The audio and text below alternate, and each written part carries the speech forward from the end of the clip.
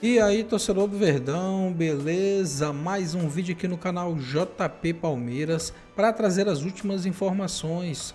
Depois da classificação do Verdão para a semifinal da Libertadores, Palmeiras vira a chave agora para o Campeonato Brasileiro.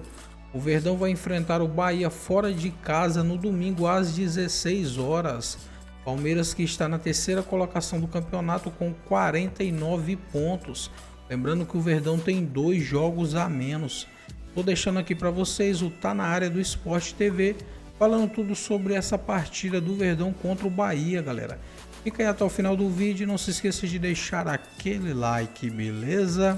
Falando ainda sobre times brasileiros na Libertadores e também focando na rodada do Campeonato Brasileiro, a 25ª rodada no fim de semana, a Estela Gomes chega com informações do Palmeiras, mais uma vez semifinalista da Libertadores.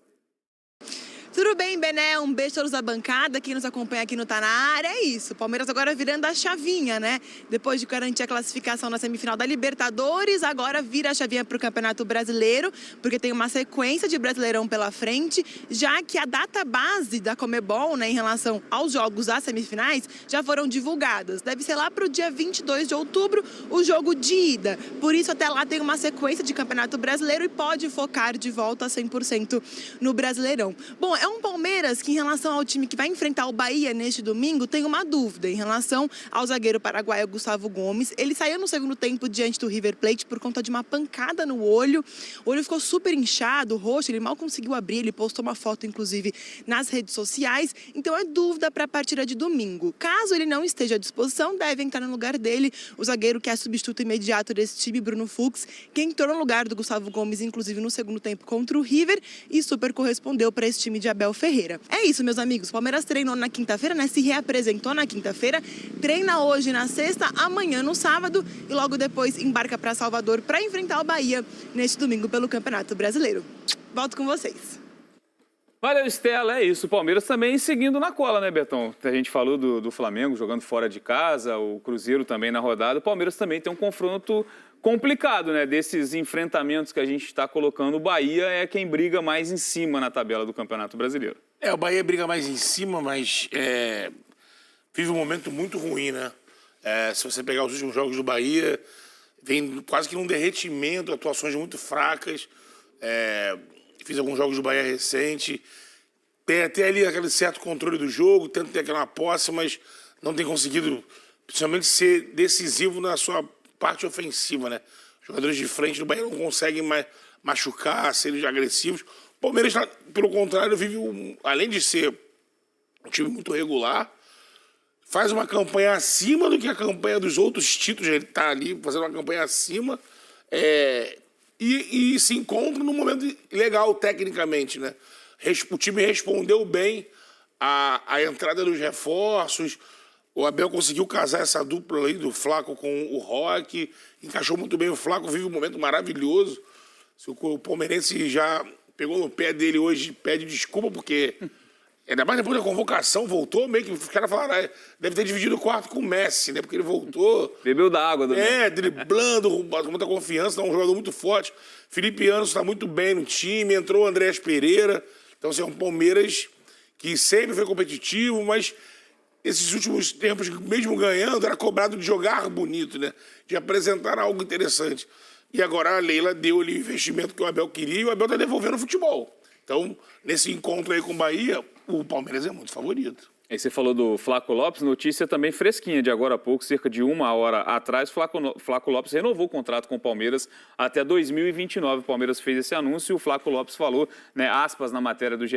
Globo, virei uma melhor pessoa aqui e está evoluindo como jogador também, Raed. Está chamando muita atenção essa fase que vive o Flaco Lopes, num posicionamento também diferente, né? O Flaco a gente imaginava como postulante a centroavante, a ser aquele 9, porque ele tem altura, ele tem um jogo aéreo também imponente, mas ele está mostrando, principalmente nesse período de dupla do Vitor Roque, outras valências, né? Sem o Paulinho. Né, perdão.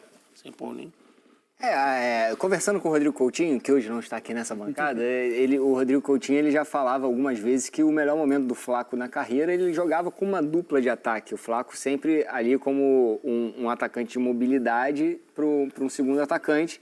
E ele vem mostrando agora que essa era a resposta que se esperava dele, um atacante que com outro jogador ali próximo a ele, ele consegue render mais. E essa é uma discussão que eu acho legal que a gente tenha no futebol brasileiro, porque o futebol brasileiro sempre foi muito feliz em fazer duplas ofensivas.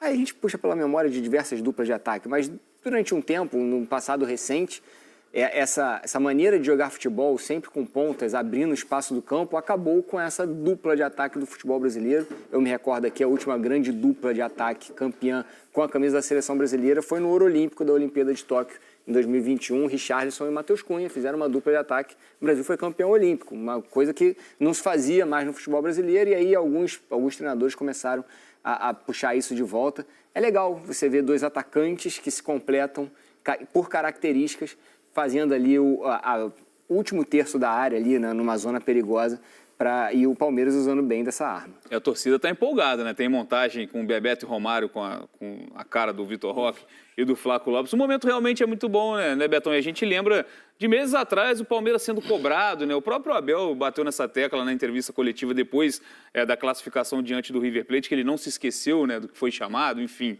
de como alguns torcedores também falaram do time naquele momento, mas é mais um ano de reinvenção do Abel Ferreira também. E você já citou, né? Contando com reforços que mudam o patamar. Acho que o Andrés Pereira é o que muda o patamar do Palmeiras, mas, por exemplo, o Palmeiras contrata um lateral direito que já chega e é titular. Lógico. E já joga em partidas de muita entrega física também, que é o Kelvin, né? O Gia era titular do Palmeiras. O Palmeiras acaba liberando Marcos Rocha e Mike, que são outros dois que fizeram história também, mas como uma janela também pode ajudar um clube a se reencontrar dentro de uma temporada.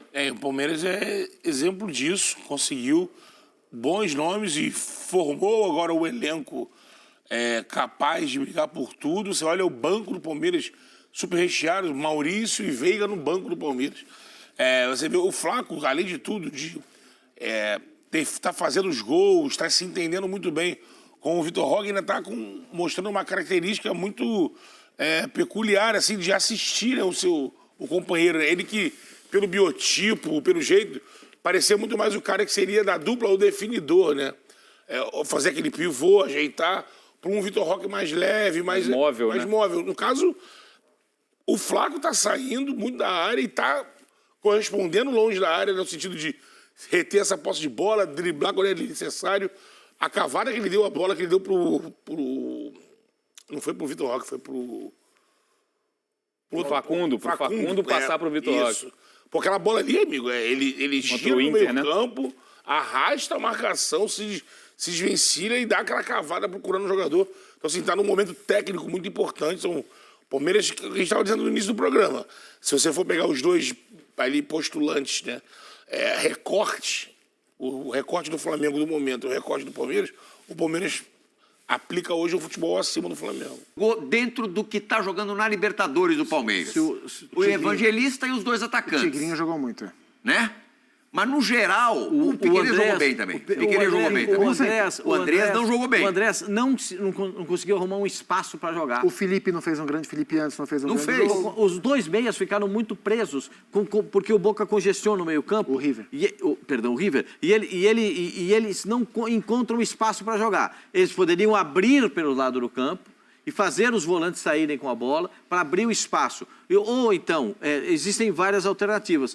Mas eu gostei do Abel no vestiário, na hora do intervalo. Eu acho que o Palmeiras voltou mais sereno no segundo tempo. Porque estava muito pilhado. Teve não sei se você... Teve um lance no final do primeiro tempo, que o Everton faz uma defesa que é se sai um gol naquela hora... Do Castanho. Então... Que tabela ali, você viu tabela com o zagueiro. Ele fez outra defesa que eu acho que até foi pouco falada, do Borja. Aquela bola é difícil pra caramba. Também. Bola rápida. Mas sabe o que eu tô falando? O Murilo não vai tirar a bola, pega no calcanhar dele e volta no jogador do River. Ele pegou e a defesa foi espetacular do Everton. Ali era o 2-1. Ali era o perigo. Depois voltou para o segundo tempo com a cabeça no lugar, o time trabalhando a bola, tentando encontrar espaço no padrão Palmeiras. O Palmeiras é um time que acelera o jogo. O Palmeiras tem padrão de jogo. A gente fala, o que é padrão de jogo, gente? O padrão de jogo é manter a característica para seguir da mesma forma em alguns momentos da partida ou a partida inteira, né? Eu esperava o Palmeiras, por exemplo, fazendo aqueles 15 minutos que o Abel fala. O Abel fala, eu quero meus 15 minutos. O que são os 15 minutos do Abel? Aquela pressão total na saída de bola. Não conseguiu fazer no primeiro tempo. No segundo tempo, ele acalmou o time e pediu o time para fazer as transições com velocidade. A transição do meio, ou às vezes a ligação direta da zaga para o ataque, tem o Flaco Lopes, que é um jogador alto. Então, tudo isso aconteceu. Tudo isso aconteceu. O Evangelista entrou no jogo. Por quê? Porque ele viu que os meios não estavam funcionando. E ele foi buscar a jogada. E os dois da frente, você sabe que eles estão com o perfume que a bola gosta. A bola gosta dos caras com aquele perfuminho deles lá. A bola veio, pá, pum. Aí mudou. Você viu o gol do Tigrinho? O Armando, goleiro como o Armando, não pode largar uma bola daquela. É falha também. Tá sem força na mão. É falha também. Foi com a mão mole. É falha também. Será? Será? Tá sem força na mão, Uma Armani. cabeçada. Eu tenho minhas dúvidas. É? Tenho minhas dúvidas. Foi muito, a primeira finalização foi muita queima-roupa. Não sei se os goleiros, de um modo geral, fariam muito diferente, não. Você pode debater para onde ele deveria ter jogado a bola, ok. Ele jogou nos pés do Vitor Roque, né? Mas, assim, o reflexo de defender aquela bola já foi para mim um grande mérito. Eu não consigo atribuir ao Armani a falha daquele lance, não. E eu concordo com tudo que estão dizendo em relação ao Palmeiras. Só acho que o gol logo no início do segundo tempo foi determinante para poder dar aquela chacoalhada que precisava o time ter. O Palmeiras fez o primeiro tempo abaixo do que pode. As causas estão aí expostas pelos O Palmeiras tomou o gol com 6 minutos do primeiro tempo e fez o gol com 5 minutos do segundo tempo. Exatamente. E o jogo de futebol é um jogo muito circunstancial. Se você está numa situação desfavorável, perdendo o jogo em casa, no agregado indo para os pênaltis, sabendo do histórico, a última vez que pegou o River Plate em casa, perdeu o jogo, se classificou porque tinha vencido bem o jogo fora de casa, lá naquela Libertadores de 2021, salvo engano. E aí você pega essa situação agora sendo reeditada, você tem um impacto ali, né? E a torcida sabe disso. Faz o gol logo cedo no segundo tempo, aí, opa, respira fundo, tudo está no seu lugar, vamos jogar. E aí o Palmeiras conseguiu desenvolver um bom futebol no segundo tempo e o River, para mim, morreu fisicamente. Chegou uma hora do jogo que o River não tinha mais saída, já durava para um, olhava para o outro, não tinha opções de confiança no banco de reservas, tentou mexer no time, mas o River perdeu um pouco de coletividade e no final das contas o Flaco deitou e rolou para poder sacramentar a classificação do Palmeiras. O Paquinho, tem clube ou clubes que só dão uma notícia. E, ao contrário, tem clube que tem todo dia uma ótima notícia. Quer uma ótima notícia do Palmeiras, Oswaldo Paulo? Pois não. Flaco Lopes renovou até o final de 2029. O seu ídolo atacante argentino Flaco Lopes voando na temporada de 2025 até para a seleção argentina. O homem está indo. Você viu a brincadeira do Veiga com ele? Que ele virou o Messi? Nós mandamos o Flaco, voltou o Messi. Vinícius Nicoletti também um grande atacante. Bruno Vicari falou isso aqui outro dia. É verdade. O Nicoletti conversou com exclusividade com o Flaco Lopes. A gente vai acompanhar um trecho do papo desses dois grandes atacantes. Aqui estamos detalhando as últimas coisas, mas está muito bem encaminhada a renovação. Estou muito feliz de estar aqui. Estou muito feliz de verdade, vivendo um grande momento e desfrutando do dia a dia, como falei ontem no campo. O ambiente que se gerou aqui dentro é espetacular. Tão bem encaminhada que ele saiu dessa entrevista, pegou a caneta e botou a assinatura no papel. Oswaldo Pascoal, Flaquito Lopes até o fim de 29. O Flaco Lopes ele teve 2 propostas para jogar no River Plate. Isso. Uma na temporada passada e outra nessa temporada. E teve... esse o Palmeiras pediu o Flaco pediu pênalti nesse lance, mas eu não daria também esse pênalti. O outro sim, né? Porque o outro é absurdo. Bom, o Flaco Lopes é um jogador que levou um certo tempo para encontrar o seu posicionamento ou o treinador do Palmeiras colocá-lo na sua posição, porque eu sempre disse aqui, nesses últimos anos, de ter visto o Flaco Lopes jogar no Lanús... Você cornetava ele. Ele não. Cornetava. Eu sempre disse o seguinte, o Flaco Lopes não é centroavante. É um sacrifício para jogar nessa posição. Ele é 8,5. Ele é o cara que se aproxima do centroavante. Quando ele tiver um centroavante para jogar com ele, as coisas vão mudar de figura. No Lanús ele jogava com o Sandy, veteraníssimo Sandy. O Sandy eu acho que tinha uns 44 anos e ele jogava sendo o cara que abastecia o Sandy. O Flaco Lopes é o enganche, hein, Pascoal? Não, o enganche é o 10, né? O cara que é o meia. Ele é o 8,5, ele é o ponta de lança. Né? Ele joga pertinho do centroavante. Como tem um centroavante no Palmeiras? Segundo atacante. Como tem um centroavante no Palmeiras que se movimenta muito, e o Zé Elias criticava o posicionamento dele. Aberto pela esquerda. Aberto pela esquerda, aberto pela direita, e corre atrás do lateral e corre atrás do volante. Quando os dois se posicionaram como atacantes centrais, 2 meias centralizados, abrindo os corredores para a ultrapassagem dos laterais, o Palmeiras encontrou um outro estilo de jogo.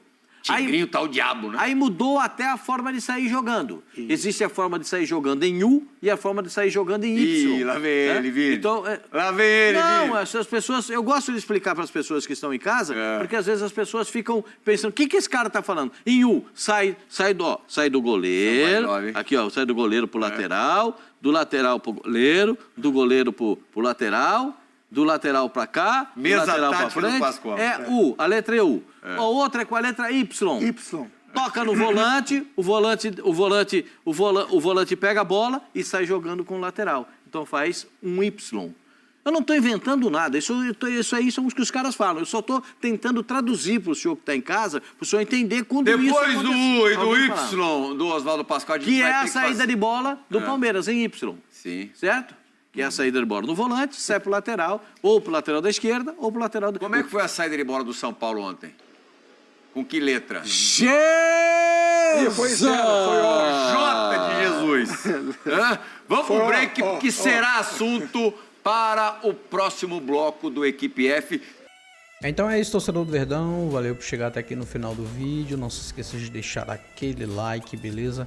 Se você ainda não for inscrito aqui no canal, já se inscreva, ative o sininho de notificação para não perder nada que eu posto aqui no canal.